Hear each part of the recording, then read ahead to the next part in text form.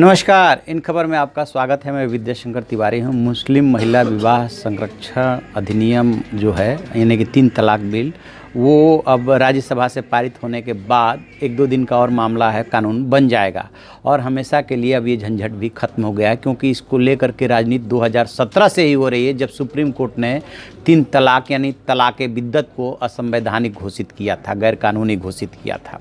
उसके बाद मोदी सरकार कई बार ऑर्डिनेंस लेकर के आई, 2 बार लोकसभा से पारित कराया, लेकिन राज्यसभा में जाकर के पारित नहीं हो पाया। अब जाकर के वो पारित हो पाया है। इसको पारित कराने में सरकार ने बहुत समझदारी से काम लिया। सबसे पहले आरटीआई बिल पे जो गणित रहा था, लगभग वही गणित इस वाले मामले में भी रहा। संसद में सदस्यों की संख्या कम थी, इसलिए 99 इसके पक्ष में और विपक्ष में जो है 84 वोट गए। टीआरएस, जेडीयू, अन्ना द्रमुक वगैरह वगैरह दल जो है वॉकआउट कर गए थे। लेकिन जब इस पे बहस हो रही थी, वो बहस बहुत मज़ेदार थी। रविशंकर प्रसाद काफ़ी आक्रामक होकर के बोल रहे थे और कॉन्फिडेंस में थे, यानी कि साफ साफ सरकार के मंत्रियों का या सांसदों का चेहरा पढ़ें तो लग रहा था कि राज्यसभा में इस बिल को अब कोई नहीं रोक पाएगा।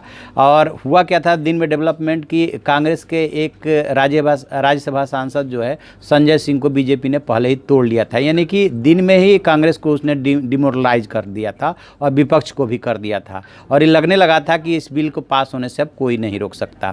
हुआ यूं कि जब वो बहस का जवाब दे रहे थे कानून मंत्री रविशंकर प्रसाद, तब सबसे पहले कांग्रेस की तरफ से ही आया कि इसको सेलेक्ट कमेटी को भेजा जाए। उस पर जब वोटिंग कराई गई तो 184 का वो आंकड़ा आया और उसमें वो गिर गया था, यानी कि अब सेलेक्ट कमेटी के पास भेजने की कोई ज़रूरत नहीं है। दिग्विजय सिंह वगैरह रोकने की कोशिश कर रहे थे, लेकिन वो कामयाब नहीं हो पाए। तो रविशंकर प्रसाद ने बोलते बोलते जब कांग्रेस पे वो तंज कस रहे थे, तो इसी बीच में उन्होंने कहा कि मैं नरेंद्र मोदी सरकार का मंत्री हूं, राजीव सरकार का नहीं, यानी कि नरेंद्र मोदी सरकार में मैं कानून मंत्री हूं। ये तंज कहाँ पे था? ये तंज साहबानो प्रकरण को लेकर के, जो कुछ भी राजीव सरकार ने किया था उसको लेकर के था।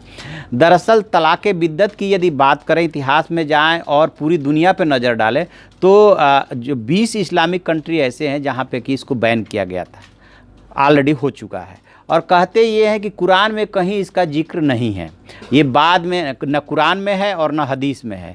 बाद में ये इसको अपने तरीके से परिभाषित किया गया और अपने तरीके से इसको लागू किया गया, तो इसको लेकर के काफ़ी डिस्प्यूट है। तो वो जब इस बात का जिक्र कर रहे थे कि मैं राजीव सरकार का कानून मंत्री नहीं हूँ, तो वो सिर्फ उनका पर्पज़ यही था कि जब 80 के दशक में राजीव गांधी जो है प्रधानमंत्री थे और साबानो प्रकरण आया था, तब सुप्रीम कोर्ट ने सीआरपीसी की धारा 125 के तहत मेंटेनेंस अलाउ कर दिया था। और उसको लेकर के कठमुल्लाओं का राजीव सरकार पर इतना ज़्यादा दबाव बढ़ा कि उन्होंने संविधान में संशोधन कर दिया और ये कह दिया कि ये वाला प्रोविज़न, यानी कि जो धारा 125 है सीआरपीसी का, वो मुस्लिम महिलाओं पे लागू नहीं होगा, यानी कि उनको मेंटेनेंस नहीं मिलेगा। इसी बात को लेकर के वो तंज कस रहे थे। सुन लीजिए रविशंकर प्रसाद को। तो सर मैं उनको रोता हुआ छोड़ दूं फुटपाथ पर, असहाय निसहाय बिलखता हुआ? तो सर बड़े विनम्रता से कहूंगा, मैं नरेंद्र मोदी सरकार का कानून मंत्री हूं, राजीव गांधी सरकार का नहीं हूं।